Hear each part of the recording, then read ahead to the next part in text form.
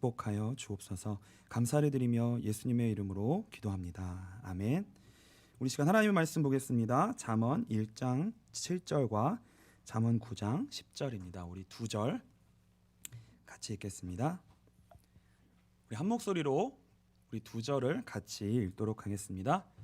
여호와를 같이 읽겠습니다. 네, 같이 읽겠습니다. 여호와를 경외하는 것이 지식의 근본이거늘 미련한 자는 지혜와 훈계를 멸시하느니라.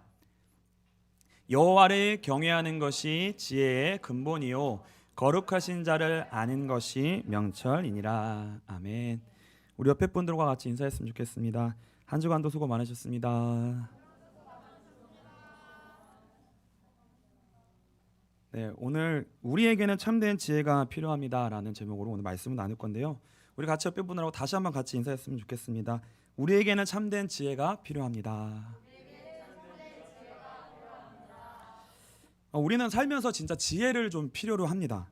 왜냐하면 우리는 매 순간 처음 만나는 것 같은 현실을 만나요. 뭐 인생을 30년 살았든 40년 살았든 우리에게 다가오는 상황과 현실은요 어제와 같지 않고요. 오늘 항상 매일매일 바뀌고요. 그때마다 우리는 어떻게 살아야 될 건가, 여기서 어떻게 선택해야 될 건가라고 하는 갈등과 그런 어떤 선택의 기록 가운데 우리가 항상 놓인다는 거예요. 예를 들면 우리 청년들의 경우는 뭐 진로를 어떻게 결정해야 될까, 내가 어느 방향으로 가야 될까, 뭐 회사를 옮겨야 될까, 있어야 될까, 뭐 이런 고민을 해야 될 직면한 상황이 있을 수 있고요. 그리고 뭐 사람을 만난다, 뭐 연애를 하거나 결혼을 해야 될 때 이 사람하고 만나야 되나, 아니면 이 사람하고 헤어져야 되나, 아니면 어떤 사람을 만나야 되나 하는 우리가 이런 고민과 선택의 기록 가운데 항상 있다는 거예요. 오늘도 아마 선택의 기록 가운데 여러분들 있으셨을 것입니다. 교회 가야 되나 오늘? 제일 크게 웃으신 분이 지금 오늘 교회를 가야 되나 말아야 되나, 몸이 너무 힘들고 지치고 힘든데 한 번 빠진다고 무슨 일이 벌어질까. 근데 오늘 여러분 다 오셨잖아요. 근데 그런 선택을 하는 것이 쉽지 않은 그런 어떤 기록 가운데 우리가 항상 있다는 거예요. 그래서 우리는 이렇게 질문을 하게 되는 겁니다. 어떻게 해야 될까? 어떻게 하는 것이 답일까? 이런 질문이 있는 가운데 계신 분들이 계실지도 모르겠습니다. 혹시 이런 질문을 가지고 오늘 예배 가운데 나오신 분이 계시다면요, 이 지혜를, 이 예배 가운데 답을 얻을 수 있는 귀한 시간 되시기를 주님의 이름으로 축복합니다. 그래서 오늘 볼 거는 잠언입니다. 그래서 오늘 약간 길어질 수도 있는데 괜찮을까요? 안 괜찮으시네요. 아무도 원치 않으시네요. 약간 제가 말을 좀 빨리 하고, 이 목사님만큼은 아니겠지만 약간 좀 빨리, 처음엔 시동이 좀 느리지만 들어가기 시작하면 조금 빨라질 것 같아요. 조금 빠르게 가도록 하겠습니다. 잠언을 좀 볼 건데요, 잠언은 바로 그 우리 일상생활에 그런 관련된 겁니다. 일상생활 속에서 우리가 어떻게 살아가야 될지에서 대해서 지혜를 알려주는 책이에요. 그러니까 성경의 지혜서라고 하면 잠언, 전도서, 그리고 욥기, 이 세 가지가 지혜를 알려주는 책이에요. 그런데 이제 난이도가 어떻게 되냐면 잠언이 가장 쉽고요, 그 다음에 전도서가 그 다음 어렵고요, 제일 어려운 것이 욥기서입니다. 그래서 오늘 볼 잠언은 지혜의 입문서라고 보시면 돼요. 지혜의 입문서. 그래서 성경을 잘 모르시는 분들도 쉽게 오늘 배울 수 있을 것 같아요. 그래서 입문서인 만큼 주로 어떤 내용이 기록되어져 있냐면요, 일상생활에 필요한 지혜들이 좀 기록되어져 있습니다. 근데 잠언이 읽을 땐 쉬워요. 누구나 이해할 수 있는 것 같아요. 그런데 이 잠언은요 굉장히 난제가 있는 책입니다. 어떤 난제가 있냐면요, 그냥 읽을 때는 쉬운 것처럼 보이는데 이것을 우리의 삶 속에 어떻게 이거 우리 삶에 맞춰서 해석하고 어떻게 적용해야 될 것인가라는 측면으로 들어가면 잠언은 굉장히 어려운 책이 되어져요. 두 가지 이유가 있습니다. 첫 번째는 상황성의 문제라는 것 때문에 그래요. 예를 들면은요, 잠언서 6장 우리 6절부터 11절을 한번 보겠습니다. 너무나 잘 아는 구절인데요, 제가 빠르게 읽겠습니다. 빠르게 읽을게요. 게으른 자 개미에게 가서 그가 하는 것을 보고 지혜를 얻으라. 개미는 두령도 없고 감독자도 없고 통치자도 없으되 먹을 것을 여름 동안에 예비하여 추수 때 양식을 모으느니라. 게으른 자여, 내가 어느 때까지 누워 있겠느냐? 내가 어느 때 잠이 깨어 일어나겠느냐? 좀 더 자자, 좀 더 졸자, 손을 모으고 좀 더 누워 있자 하면 내 빈궁이 강도같이 오며 내 곤핍이 군사같이 이르랴. 누가 봐도 하나님의 말씀이죠. 진리죠. 그렇죠? 근데 이게 어느 상황에나 다 절대적으로 적용되는 진리는 아니라는 거예요. 상황에 따라 적용되는 것이 달라질 수 있다는 거예요. 이게 잠언의 특징입니다. 예를 들면 우리 주한자매가 회사 생활을 너무 열심히 하고 야근을 하다가 병원에 입원을 했어요. 근데 제가 신방을 간 거예요. 근데 저구조를 가지고 신방을 간 거예요. 누워 있어요 지금. 좀 더 자자, 좀 더 졸자. 그러면 빈궁이 강도같이 뭐 오고 넌 망해. 이렇게 하면 적용이 안 되는 거예요. 그렇죠? 하나님의 말씀은 절대적이고 언제나 진리가 분명한데 상황에 따라 다르게 적용될 수 있다는 거예요. 잠언은 이런 상황성의 문제가 있다는 겁니다. 그래서 잠언은 31장까지 있어요. 근데 크게는 두 가지로 분류를 할 수 있는데 1장부터 9장으로 나눌 수 있고요. 그리고 10장부터 31장까지로 나눌 수가 있습니다. 근데 중요한 것은 뭐냐면 우리가 알고 있는 대부분의 내용들은 다 10장에서 31장에 속한 거예요. 이 부분에 속한 거는 어떠한 특징이 가지고 있냐면요. 솔로몬의 교훈을 모아놓은 건데 이거는 개별 잠언 모음집이라고 이제 별명이 붙어져 있어요. 그러니까 다 특수한 상황 가운데 맞도록 적용되어져 있는 개별 잠언이라는 거예요. 그때그때마다 상황에 맞게 이것을 적용하고 해석해야 된다는 거예요. 절대적으로 모든 상황에 다 들이대면 안 맞는다는 거예요. 그 10장에서 31장의 내용은요. 그래서 그리고요. 이 잠언, 특별히 잠언과 전도서와 욥기 이 지혜서가 해석이 어려운 이유는 뭐냐면 지혜서는 이 일반적으로 성경에 명확하게 명시된 구약에 명시된 율법의 정신이 있어요. 그게 뭐냐면 하나님의 성품이 율법을 통해 계시가 되었는데 그 율법을 통해 계시된 하나님의 성품이 뭐냐면 하나님은 공의로우시다는 거예요. 이 공의라는 거는 뭐냐면 의인은 상을 주고 죄인은 벌하시는 거예요. 잘하면 상 주고 못하면 벌 주시는 거예요. 근데 이것이 중요한 공의로움의 법칙인데 쉽게 말하면 인과응보, 권선징악 이거예요. 이 법칙이 성경에는 아주 명시되어 있어요. 명확하게 나와요. 그런데 이 잠언에서는 그게 흔들려요. 왜? 일상생활로 들어가 버리면 이게 명확하게 드러나지가 않는 거예요. 그래서 이 두 가지의 문제 때문에 잠언은 해석이 어려워요. 해석이 어렵고 실제로 우리의 인생 속에 아주 조그마한 일상생활에는 적용하기가 쉽지가 않다는 거예요. 그때그때마다 상황이 다르기 때문에.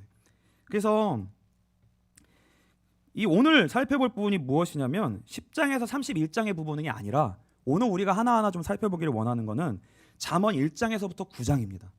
그러니까 잠언 1장에서부터 9장이 왜 중요하냐면요. 학자들은 이렇게 설명합니다. 잠언의 10장부터 31장까지의 그 내용을 가장 정확하게 해석하고 적용할 수 있을 만한 기준점이 되어지는 내용이 그 해석의 키가 잠언 1장부터 9장에 드러나 있다는 거예요. 그래서 1장부터 9장이 뭐냐면 사용설명서라고 보시면 돼요. 1장부터의 9장의 내용을 잘 우리가 이해하면 나머지의 내용을 어떻게 적용해야 되는지 힌트를 얻을 수 있다는 겁니다. 그래서 그 1장부터 9장의 핵심 구절이 뭐냐면 우리가 오늘 읽은 본문이에요. 다시 한번 읽고 말씀을 좀 들어가도록 하겠습니다. 잠언 1장 7절 우리 같이 읽겠습니다. 여호와를 경외하는 것이 지식의 근본이거늘 미련한 자는 지혜와 훈계를 멸시하느니라. 여호와를 경외하는 것이 지혜의 근본이요 거룩하신 자를 아는 것이 명철이니라. 한마디로 말하면 이거예요. 여호와를 경외하는 것이 중요한데 이것이 지혜의 근본이다라고 설명하고 있는 거예요. 그러니까 이제부터 잠언 1장에서부터 9장은 뭘 설명할 거냐면요. 9장이라고 하는 많은 내용을 통해서 한 가지를 설명할 거예요. 그게 뭐냐면 여호와를 경외한다는 것이 무엇인가? 왜 이것이 지혜와 지식의 근본인가? 라는 것을 이 9장이라는 것을 통해 자세하게 설명을 할 겁니다. 그래서 오늘 시간이 될지는 모르겠지만 아주 이걸 압축해서 오늘 볼 거예요.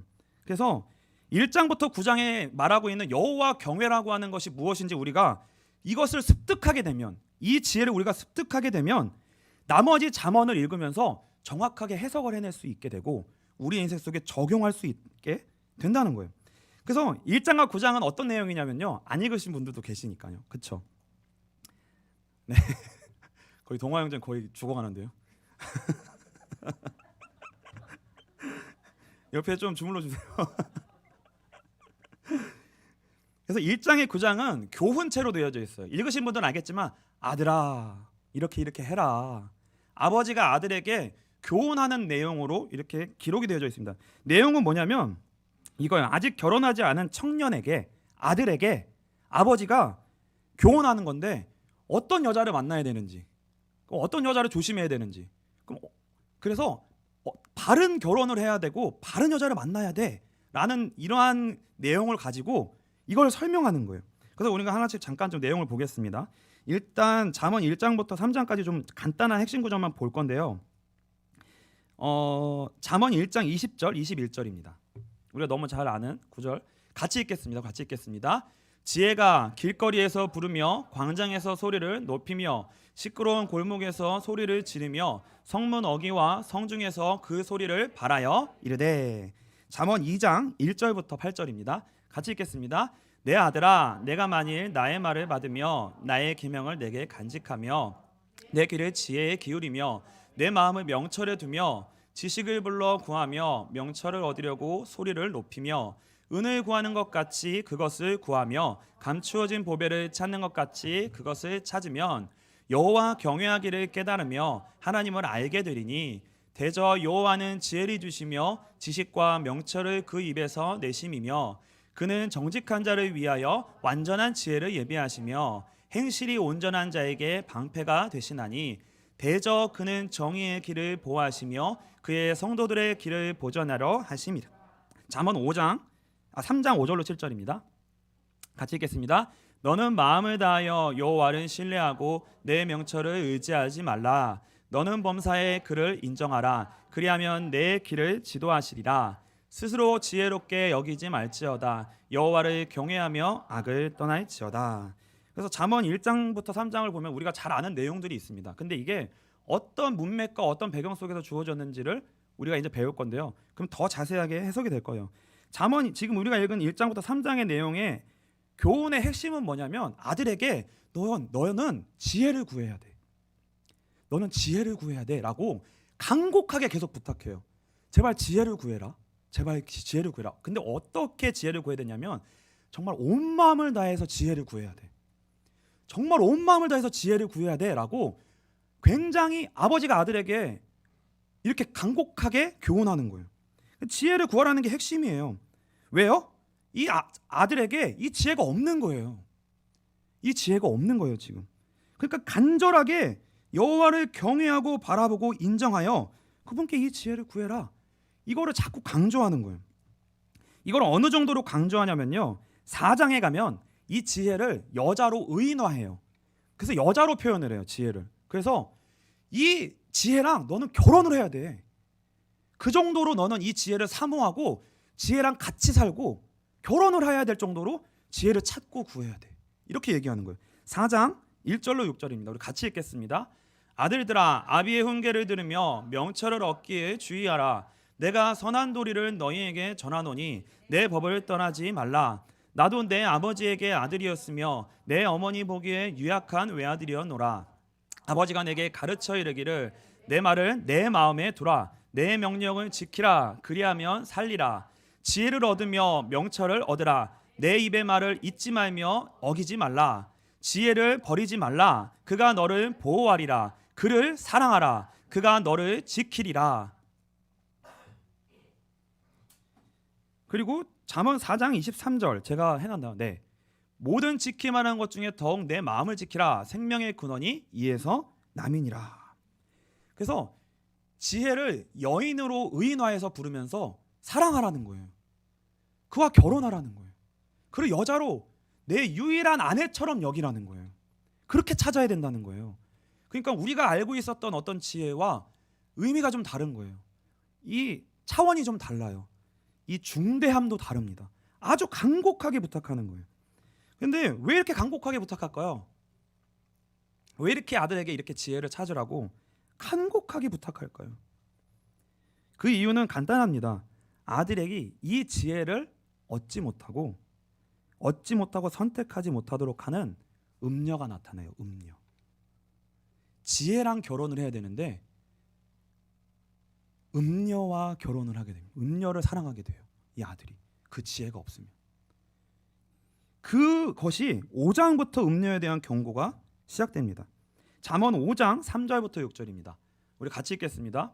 졸리신 분이 있을지 몰라도 그냥 같이 읽는 거예요. 그냥 같이 읽겠습니다. 대저 음녀의 입술은 꿀을 떨어뜨리며 그의 입은 기름보다 미끄러우나 나중은 쑥같이 쓰고 두 날 가진 칼같이 날카로우며 그의 발은 사지로 내려가며 그의 걸음은 쑥 나아가나니 그의 생명의 평탄의 길을 찾지 못하며 자기 길이 든든하지 못하여도 그것을 깨닫지 못하느니라. 뭐라고 얘기하고 있죠? 음녀를 만나면 굉장히 달고 굉장한 쾌락이 있고 뭔가 좋다는 거예요. 근데 결국은 어떻게 된다는 거예요? 한마디로 말하면 죽는다라고 얘기하는 거예요. 음녀를 만나면 죽는다. 근데 이제 이 히브리어 원어로서의 음녀는 낯선 여인, 이방 여인, 다른 여인, 그러니까 내 사람이 아닌 다른 사람의 여자라는 뜻이에요.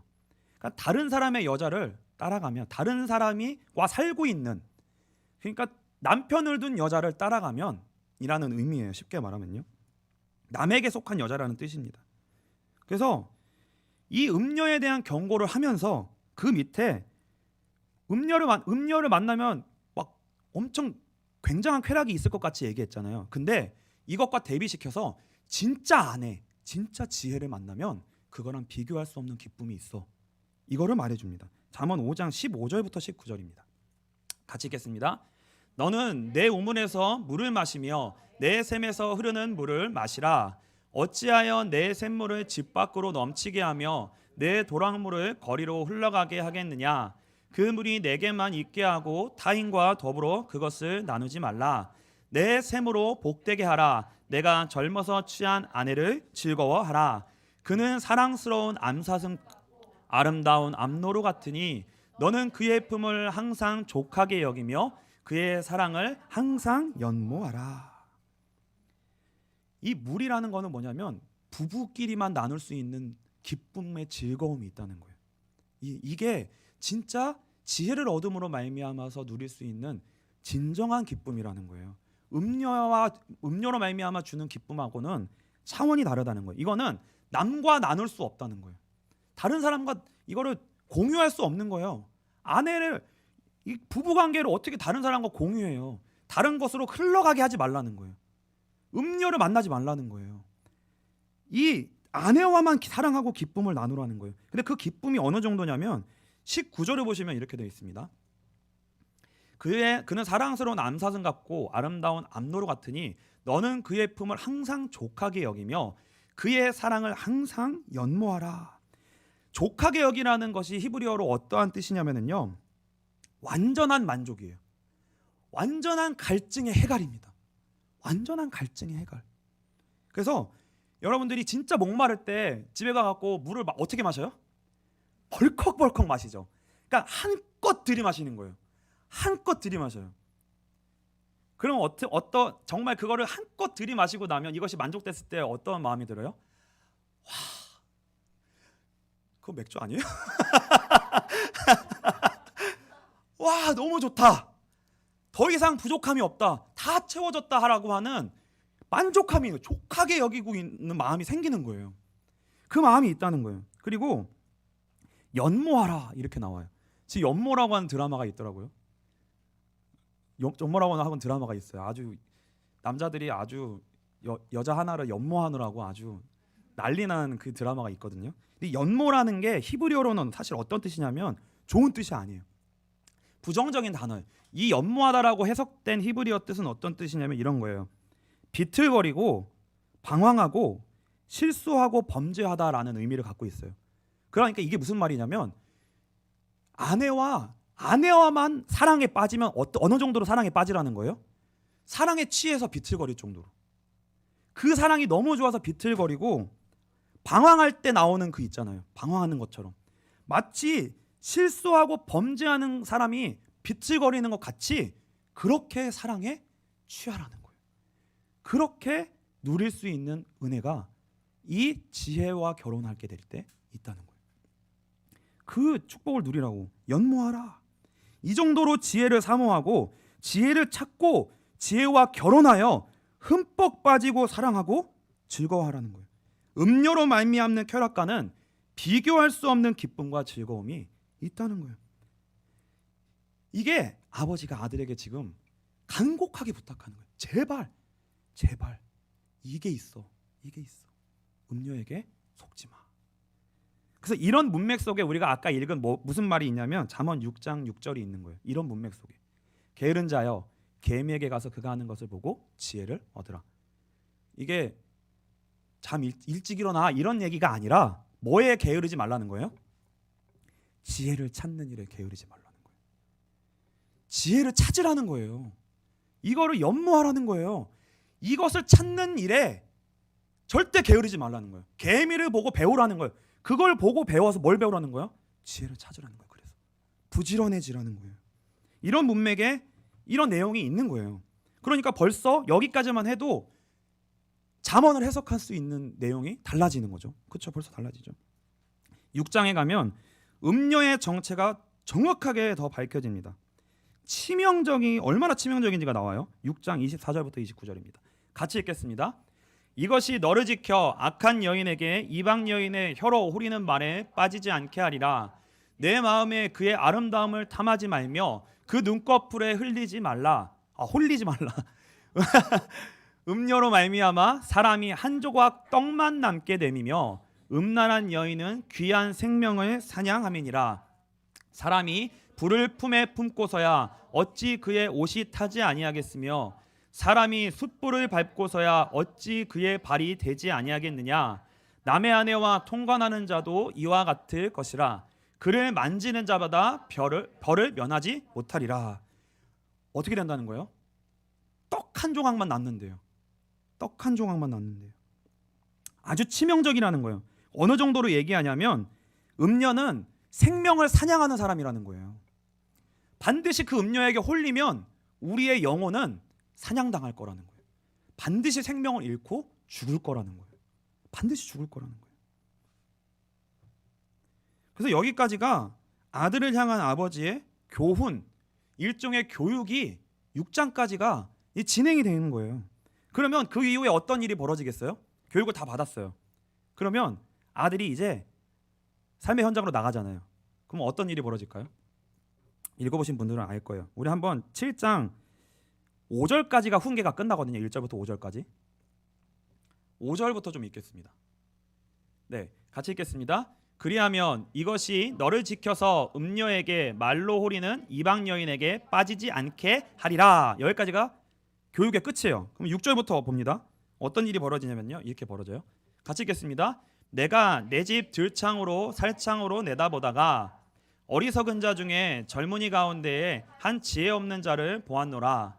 그가 거리를 지나 음녀의 골목 모퉁이로 가까이하여 그의 집 쪽으로 가는데 저물 때 황혼 때 깊은 밤 흑암 중에라. 그때에 기생의 옷을 입은 간교한 여인이 그를 맞으니 이 여인은 떠들며 완악하며 그의 발이 집에 머물지 아니하며 어떤 때에는 거리 어떤 때에는 광장 또 모퉁이마다 서서 사람을 기다리는 자라. 여기까지 읽겠습니다. 어떤 사람이 등장해요? 이렇게 열심히 교훈을 했는데 한 지혜 없는 아주 멍청한 젊은이가 어떻게 된다는 거예요? 거리를 나가서 교육을 받았으니까 그 지혜를 찾으려고 하겠죠. 그렇죠? 지혜를 찾으려고 하는데 누굴 만나는 거예요? 누굴 만나요? 음료를 만나는 거예요. 음료. 머릿속에 교훈을 받았잖아요. 그렇죠? 그럼 나는 지혜를 찾아야지. 우리 교회는 지혜가 없어요. 이름이 지혜가 없네요. 지혜를 찾아야지. 지혜를 찾아야지. 그 여인과 난 결혼해야지. 이렇게 하고 나갔을 거 아니에요. 분명히 아무 생각 없이 나간 게 아니라 그렇게 생각을 하고 나갔는데 누굴 만난다는 거예요? 어리석게 음료를 선택하는 일이 벌어진다는 거예요. 7장 10절에 기생이 등장합니다. 10절입니다. 네, 그때 기생의 옷을 입은 간교한 여인이 그를 맞으니. 기생은 음료하고는 좀 달라요. 기생은 남편이 없을 수도 있어요. 그러니까 정확한 말로 하면 음녀는 아니라고 해석할 수 있는 거예요. 그러니까 기생을 보니까 이 사람은 음녀는 아닐 수도 있지 않을까? 이렇게 된 거예요. 벌써. 그렇죠? 그리고 12절을 보겠습니다. 어떤 때에는 거리, 어떤 때에는 광장, 또 모퉁이에 서서 사람을 기다리는 자라. 기생이 이렇게 이런 모습을 취해요. 이게 어디서 나오는 거냐면요. 잠언 1장 20절 21절에 나오는 겁니다. 우리 같이 읽겠습니다. 지혜가 길거리에서 부르며 광장에서 소리를 높이며 시끄러운 길목에서 소리를 지르며 성문 어귀와 성중에서 그 소리를 발하여 이르되. 똑같죠? 그렇죠? 지혜가 우리를 불러요. 근데 그거하고 동일한 모습으로 기생의 옷을 입고 음녀가 누구를 유혹하는 거예요? 지금 한 젊은이를 유혹하는 거예요. 지혜가 없는 젊은이를 유혹하는 거예요. 똑같은 모습으로 지혜처럼 행동해요. 13절부터 15절입니다. 같이 읽겠습니다. 그 여인이 그를 붙잡고 그에게 입맞추며 부끄러움을 모르는 얼굴로 그에게 말하되 내가 화목제를 드려 서운한 것을 오늘 갚았노라.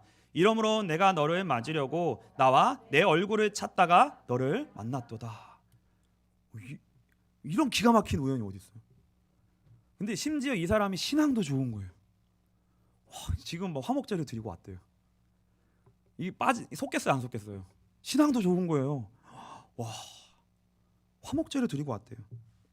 그리고 내가 얼마나 너를 찾으면서 기도하고 하나님 앞에 예배드리고 했는지 내가 찾고 있었어. 근데 내가 너를 만난 것 같아. 내가 이날 너를 만나려고 이날까지 있었던 것 같아. 이러면서 유혹하는 거예요. 속을 수밖에 없다는 거예요. 그래서 이미 화목제를 드렸다라고 이게 과거형으로, 그러니까 과거형이 아니라 이 히브리어에서 히브리어 완료형으로 써져 있어요. 내가 이미 화목제를 드렸다. 근데 이제 이게 과거 완료는 해석이 어떻게 가능하냐면 과거의 의미로도 해석할 수도 있고 현재적 의미로도 해석할 수도 있고 미래의 의미로도 해석이 다 가능해요. 그러니까 아들 입장에서는 이게 어떻게 들리냐면 이렇게 들리는 거예요. 지혜가 없는 아들은 이 여자가 이제 제사를 다 드렸구나. 그러니까 뭐예요? 화목제를 우리 다 배웠죠. 화목제 기억나세요? 5대 제사. 화목제가 유일하게 어떤 제사였냐면 제사 드리고 나서 잔치하는 제사예요. 잔치하는 제사. 그러니까 화목제를 드리고 나왔으니까 이제 잔치할 일만 남았겠구나. 이 여자를 만나면 좋은 일만 있겠구나. 잔치만 벌일 일만 남았구나. 이렇게 생각할 거예요, 아들은. 근데 이 여자의 입장에서 해석을 하면 이렇게 될 수도 있는 거예요.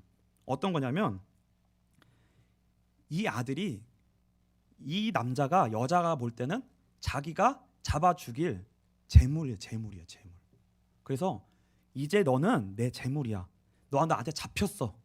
그리고 나한테 잡힐 거야. 내가 그리고 널 반드시 잡아 먹을 거야. 라는 의미도 되는 거예요. 이런 의미로도 되는 거예요. 17절에 보시면 정확히 드러납니다. 모략과 침향과 계피를 뿌렸노라. 내가 이렇게 다 준비를 해놨어 이미 신방 차리려고. 근데 이 계피가 무슨 이게요 침대에다도 뿌리는 거지만 뭐에 쓰냐면 시체를 마무리할 때 쓰는 거예요. 계피가 너를 잡을 준비를 내가 다 해놨다는 거예요. 그리고 19절에 정체를 드러냅니다. 19절이 남편은 집을 떠나 먼 길을 갔는데 20절입니다. 은주머니를 가졌은즉 보름날에나 집에 돌아오리라 하여. 사실은 나 남편이 있는 여자야. 근데 지금 없어. 은주머니 가득 채워서 먼 길 갔어. 금방 안 와. 그러니까 이미 다 속았어요. 그러니까 다 속아가지고 음녀인 걸 알았음에도 불구하고 오늘 이 여자를 유혹을 떨쳐낼 수가 없는 거예요. 이미 빠져버린 거예요. 그런데 분명히 음녀를 만나면 어떻게 될 것인지 이미 교훈을 했습니다. 어떻게 교훈했냐면요. 6장 32절부터 35절을 보겠습니다. 어떻게 얘기했나 한번 볼게요. 같이 읽겠습니다. 여인과 간음하는 자는 무지한 자라. 이것을 행하는 자는 자기의 영혼을 망하게 하며 상함과 능욕을 받고 부끄러움을 씻을 수 없게 되나니 남편이 투기로 분노하여 원수 갚는 날에 용서하지 아니하고 어떤 보상도 받지 아니하며 많은 선물을 줄지라도 듣지 아니하리라. 어떻게 된다는 거예요? 남편이 와갖고 족친다는 거예요. 죽는다는 거예요. 그러니까 죽는다. 이게 이미 다 교훈이 된 거예요. 어떻게 될지. 근데 결과가 어떻게 됐냐? 7장 22절로 23절입니다. 같이 읽겠습니다. 젊은이가 곧 그를 따랐으니 소가 도수정으로 가는 것 같고 미련한 자가 벌을 받으려고 쇠사슬에 매이러 가는 것과 같도다. 필경은 화살이 그 간을 뚫게 되리라. 새가 빨리 그물로 들어가되 그의 생명을 잃어버릴 줄을 알지 못함과 같으니라. 그래서 1장부터 7장까지의 내용을 한마디로 요약하면 이런 의미예요. 두 여인이 나옵니다. 지혜가 나오고 음녀가 나와요. 그런데 이 지혜와 음녀는 겉으로 봐서는 지혜가 없는 우리와 같은 사람들은 지혜가 누구인지 음녀가 누구인지 겉으로 봐서는 구별할 수 있을까요? 없을까요? 없다라는 얘기예요. 누구도 이걸 구별할 수 없다라는 거예요. 내가 지혜를 찾고 싶다고 아무리 얘기를 하고 눈을 뜨고 지혜를 찾으려고 해도 결국 음녀를 구별할 수 없는 있는 지혜가 없어서 음녀를 만날 수밖에 없다는 거예요. 불가능하다는 거예요. 이것은 무슨 의미냐면요. 1장부터 9장의 이 내용을 통하여 진짜 지혜가 뭔지를 알지 못하면 10장부터 31장에 있는 지혜 이 개별 잠언을 올바로 해석할 수 없다는 거예요. 반드시 거꾸로 해석하고 정형하게 된다는 거예요. 그리고 우리 인생 속에서도 마찬가지입니다. 우리의 인생 속에 일상생활 속에 얼마나 많은 선택을 해야 돼요. 그런데 우리는 이 어리석은 청년처럼 나는 지혜를 찾는다라고 길을 선택하며 가지만 반드시 음녀의 길을 선택할 수밖에 없다는 거예요. 이게 우리의 한계라는 겁니다. 이게 우리의 한계라는 거예요. 그러면 중요한 게 뭐예요? 우리는 질문을 해야 되는 거예요. 그럼 어떻게 우리는 이거를 발견할 수 있겠냐는 거예요. 어떻게 진짜 지혜를 찾을 수 있겠냐는 거예요. 어떻게 지혜와 음녀를 구별할 수 있겠냐는 거예요. 어떻게 이 지혜가 우리에게 생기겠냐는 거예요. 어떻게 지혜를 발견하고 그 지혜를 아내로 취할 수 있겠냐는 거예요. 어떻게 아내로 취할 수 있겠냐. 이 질문을 하게 됩니다. 그러면 그 답이 8장부터 등장을 해요. 8장에는요. 지혜 본인이 등장해요. 지혜 본인이 등장해서 내가 누구인지를 설명합니다. 잘 들어. 나는 이런 사람, 이런 특징을 가지고 있어. 이 특징을 잘 찾으면 반드시 나를 찾을 수 있을 거야. 나를 어떻게 찾아야 되는지, 내가 음녀와 어떻게 다른지, 차이가 있는지. 음녀와 지혜는 음녀가 절대로 흉내낼 수도 없고 따라할 수도 없는 분명한 지혜의 특징이 있어. 이게 있어 라고 이거를 설명해 줘요. 잠언 8장 22절부터 26절입니다. 우리 같이 읽겠습니다. 여호와 네, 쭉 읽어주세요. 저 물 좀 마시겠습니다.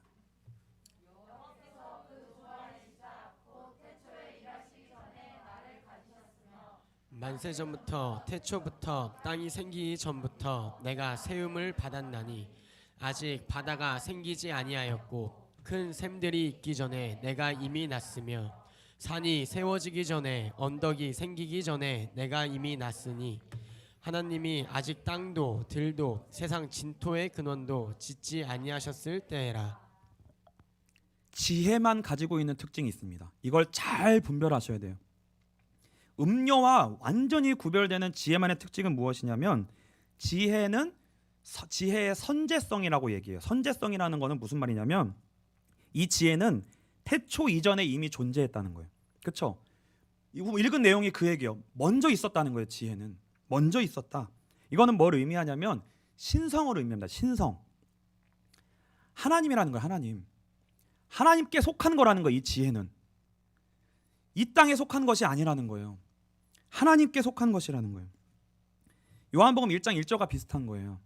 태초에 말씀이 계시니라. 이 말씀이 하나님과 함께 계셨으니 이 말씀은 하나님이시니라. 이 태초는 창세기 1장의 처음과 그 이전의 태초입니다. 처음부터 있었다는 거예요. 이 지혜의 특징이에요. 음녀는 절대 이걸 흉내낼 수가 없어요. 그리고요, 두 번째입니다. 잠언 8장 27절부터 30절입니다. 같이 읽겠습니다. 그가 하늘이 지으시며 궁창을 해면에 두르실 때에 내가 거기 있었고 그가 위로 구름 하늘을 견고하게 하시며 바다의 샘들을 힘있게 하시며 바다의 한계를 정하여 물이 명령을 거스르지 못하게 하시며 또 당의 기초를 정하실 때에 내가 창조자가 되어 날마다 그의 기뻐하신 바가 되었으며 항상 그 앞에서 즐거워하였으며. 태초 이전에 있었을 뿐만이 아니라 이 지혜는 창조에 동참했다라고 설명되어지고 있습니다. 본인이 이렇게 설명하고 있어요. 창조주라는 거예요. 창조주라는 거예요. 그렇죠? 이건 절대 흉내낼 수 없는 거예요. 세 번째 특징입니다. 방금 읽은 30절과 31절을 같이 우리가 이어서 읽겠습니다. 같이 읽겠습니다. 내가 그 곁에 서서 창조자가 되어 날마다 그의 기뻐하신 바가 되었으며 항상 그 앞에서 즐거워하였으며 사람이 거처할 땅에서 즐거워하며 인자들을 기뻐하였느니라. 셋째의 특징은, 세 번째 이 지혜의 특징은 뭐냐면 하나님과 피조 세계를 연결하는 존재로서 존재해요. 근데 피조 세계에 속하지 않고 그 위에 있다는 거예요. 하나님께 속한 것이라는 거예요. 위에 있다는 거예요. 위에. 잘 다시 한번 읽어보시면 제가 쉬운 성경으로 이 쉬운 말 성경으로 다시 읽어드리겠습니다. 그때 나는 주님 곁에서 그분의 일을 돕는 창조의 장인이 되어 날마다 그분의 기쁨이 되었고 나 역시 그분 앞에서 항상 즐거워하였다. 진실로 그때 나는 그분께서 지으신 세상 만물을 무척 기뻐하였고 그 무엇보다도 그분께서 지으신 사람들을 가장 기뻐하였다. 이 지혜의 위치가 어디예요? 이 피조 세계가 아니라 그 위에서 하나님과 함께 그 옆에 있으면서 하나님을 기뻐하고 즐겁게 하는 존재이기도 하고 이 땅을 보면서도 즐거워하는 존재였다는 거예요. 그러니까 어디에 속한 거예요? 이 땅에 속한 존재가 아니라는 거예요. 이 지혜는. 그래서 결론은 9장에 있습니다. 그래서 이 모든 것들의 결론이 어디에 있냐면 잠언 9장 10절입니다. 우리가 읽은 9절이에요. 우리 같이 읽겠습니다. 여호와를 경외하는 것이 지혜의 근본이요 거룩하신 자를 아는 것이 명철이니라. 결론이 뭐냐면 여호와를 경외하는 것이 지혜의 시작이다. 지혜를 아는 것의 출발점이다. 그래서 여호와를 경외하는 것, 이것이 우리에게 없으면 절대 무엇을 찾을 수 없다는 거예요? 지혜를 찾을 수가 없다는 거예요. 왜요? 지혜는 이 땅에 없으니까. 이 땅에 없다는 거예요. 우리의 인식 안에는 절대 지혜가 없다는 거예요. 그러니까 여호와를 경외하는 마음이 우리에게 없으면 우리는 반드시 어떻게 될 수밖에 없는 거예요? 지혜를 찾지 못하고 아는 것처럼 보이고 지혜를 찾지만 반드시 음료를 만날 수밖에 없다는 거예요. 반드시 음료를 만날 수밖에 없다는 거예요. 시작 자체가 안 된다는 거예요. 시작 자체가. 그래서 여러분들이 진짜 지혜를 찾고자 한다면 무엇부터 해야 되냐면 여호와를 경외하는 것부터 해야 된다는 거예요. 우리 마음이 하나님을 경외하는 것이 되어지지 않으면 절대 지혜가 발견이 안 되는 거예요. 그래서 이 지혜를 찾는 것에다가 어떤 걸 집어넣으면 되냐면요. 여러분이 원하는 걸 한번 집어넣어 보세요. 내가 성공하고 싶다. 내가 복을 받고 싶다. 라고 하면 나는 지혜를 찾고 싶습니다. 이 지혜에다가 여러분이 원하는 것, 바라는 것, 그 동기를 어떤 것도 다 집어넣어도 돼요. 지혜를 찾고 싶습니다. 성공을 찾고 싶습니다. 축복을 찾고 싶습니다. 그래서 이 땅에서 우리가 우리의 인식 안에서 어떠한 결과를 얻기 위해서 내가 지혜를 찾잖아요. 내가 무언가를 지금 얻기 위해서 어떤 동기를 가지고 그래, 그것 때문에 내가 지혜가 필요해. 이렇게 해가지고 지혜를 여러분이 찾기 시작하잖아요. 그러면 반드시 어떻게 된다는 거예요? 100% 음료를 만난다는 거예요. 그런 출발점으로 여러분이 지혜를 찾으면, 지혜를 구하면 반드시 음료를 만난다는 거예요. 그래서 무엇을 어떠한 결과를 찾기 위해 지혜를 찾는 것이 아니라 중요한 것, 우리 인생의 근본 해답은 이 피조 세계 안에 없다는 거예요. 그 위를 바라봐야 된다는 거예요. 그래서 지혜를 찾고자 먼저 그 지혜를 찾기를 원하는 게 아니라 무엇부터 찾아야 되냐면, 내가 진짜 원하는 게 뭐여야 되냐면 하나님을 먼저 원해야 된다는 거예요. 하나님을 내가 먼저 만나야 되는구나. 내가 하나님을 먼저 원해야 되는구나. 내가 원하는 것이 하나님이어야 되는구나. 그런 사람에게 무엇이 찾아진다는 거예요? 지혜가 찾아진다는 거예요. 지혜가 찾아진다는 거예요. 여호와 경외. 이게 여호와, 잠언이 말하는 여호와 경외예요. 이게 잠언이 말하는. 그래서 진정으로 내가 하나님을 먼저 찾아야 되겠구나. 이걸 깨닫게 되는 게 진짜 지혜라는 거예요. 하나님 그분을 내가 원해야 되는구나. 그래야 지혜를 얻게 되고, 진짜 지혜를 얻게 되고, 그 지혜를 가지고 뭘 보는 거예요? 이 땅의 삶을 제대로 해석할 수 있고 살아낼 수 있는 진짜 답이 우리에게 주어질 수 있다는 거예요. 진짜 답이 주어질 수 있다는 거예요. 그래서 여러분들이 이 세상을 보는 인식 기준이 이 피조세계 안에 갇혀 있다면, 우리의 인식이 하나님을 알지 못한다면, 그냥 이 안에 갇혀 있다면 우리는 무엇을 찾든지 우리는 결국 다 만나는 게 뭐냐? 음녀라는 거예요. 그 음녀를 만나면 결과가 어떻게 돼요? 죽는다는 거예요. 사망이라는 거예요. 아무리 좋아도, 아무리 즐거워도, 기쁜 것처럼 보여도 결국은 우리의 영혼을 사냥당한다는 거예요. 죽는다는 거예요. 그래서 반드시 우리는 이 하나님의 기준과 인식과 시야를, 이 지혜를 얻어야 돼요. 이 지혜를 얻으려면 어떻게 해야 된다는 거예요? 하나님을 경외해야 된다는 거예요. 진짜 하나님을 찾아야 된다는 거예요.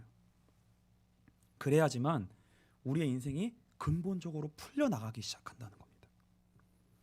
그래서 잠언이 31장인데요. 31장에 그 결론이 나옵니다. 잠언 31장 10절과 30절을 우리가 같이 읽겠습니다. 같이 읽겠습니다. 누가 현숙한 여인을 찾아 얻겠느냐? 그의 값은 진주보다 더하니라. 고운 것도 거짓되고 아름다운 것도 헛되나 오직 여호와를 경외하는 여자는 칭찬을 받을 것이라. 이게 여자가 아니라는 거예요. 이제 아시겠죠? 현숙한 여인을 만나요. 남자만 읽으라는 거 아니에요? 그러면 이 잠언은, 그렇죠? 남자 여자를 말하는 게 아니라 이 여인은 지금 뭘 말하는 거예요? 여호와를 경외하는 자를 말하는 거예요. 여호와를 경외하는 것, 지혜, 그로 말미암아 얻을 수 있게 되는 지혜, 그 지혜를 여자로 의인화한 거예요. 여러분들이 다 뭐예요? 여호와를 경외하는 마음을 가진, 하나님만을 남편으로 삼는 여러분들이 그 여인의 마음을 가져야 된다는 거예요.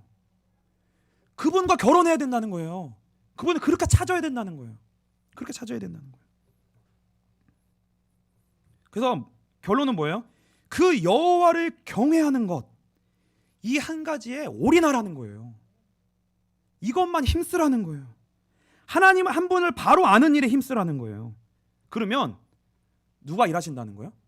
지혜를 발견하게 되는데 그 지혜가 하나부터 열까지 다 일을 한다는 거예요. 그 지혜로 말미암아 우리 인생에 하나부터 열까지가 풀려나가기 시작한다는 거예요. 그게 31장이에요. 현숙한 여인이 다 해요. 일을 하나부터 열까지 다 합니다. 지혜가 우리 인생을 세워나가더라는 거예요. 지혜는 결국 그러니까 뭐예요? 지혜의 특징 세 가지가 결론적으로 우리가 선제성, 태초 이전에 있었고 창조주였고 하늘과 이 땅을 연결하는 중보의 역할을 했고, 누구예요? 예수 그리스도예요. 예수 그리스도를 말하는 거예요. 지혜는 복음을 의미하는 거예요. 예수를 아는 일, 여호와를 경외하는 일, 이게 예배잖아요. 그렇죠? 그 예배 자체가 목적이 되어야 된다는 거예요. 그게 우리 인생의 목적이 되어야 된다는 거예요. 그 예배에 힘쓸 때 참된 생명의 지혜를 얻고, 이 예배를 우리가 실패하게 되면 어떻게 된다는 거예요? 우리는 반드시 죄와 사망의 법으로 말미암아 우리를 속여 사망으로 끌고 가는 사단에게 우리 인생은 반드시 속게 된다는 거예요. 그래서 이 역사를, 이것을 분별하고 거절할 수 있는 은혜가 어디에 있다는 거예요? 진짜 예배 가운데 있다는 거예요. 말씀 가운데 있다는 거예요. 복음에 있다는 거예요.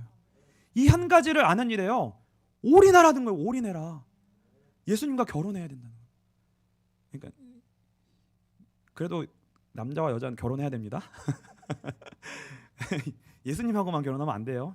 다 시집가 장가 가야 돼요. 그래서 우리 빛가서금 교회가요, 정말 이 한 가지 하나님을 아는 일이 얼마나 귀한가, 이것이 내 인생의 진짜 문제를 해결할 수 있는 길이구나라는 것이 우리에게 자꾸 와닿아야 예배가 사모가 될 거 아니에요. 소망이 될 거 아니에요. 말씀을 들을 때마다 복음이 이게 진짜 사는 길이구나, 이게 깨달아질 때마다, 이게 깨달아져야지만 음료를 거절할 수 있고 발견할 수 있고 정말 예수님만을 사랑할 수 있는 그 마음을 우리가 자꾸만 회복시켜 나갈 수 있는 거예요. 그 마음을 우리가 회복할 때에만 우리는 실제적인 삶을 진짜 살아낼 수 있어요. 이거 하나님을 사랑하는 마음이, 경외하는 마음이 우리에게 있어져야 돼요. 그래서 우리 모든 빛가서금 교성들 한 분도 빠지지 말고 이 길을 가게 되시고 이 은혜를 얻게 되시고 지혜를 사모하게 되시고 사랑하게 되시고 결혼하게 되시는 은혜가 있게 되시기를 주님의 이름으로 축복합니다.